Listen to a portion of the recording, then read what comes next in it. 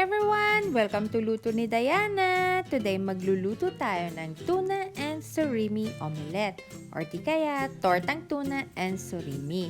So keep on watching!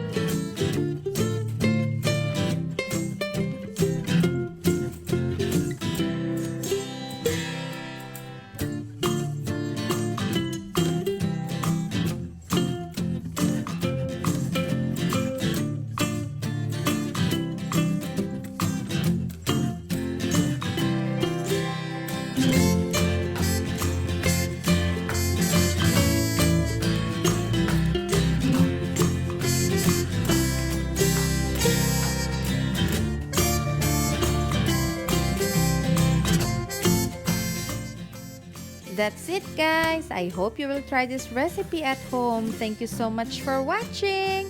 Please don't forget to like, subscribe, and hit the notification bell para lagi kayong updated kung may bago akong video. Bye!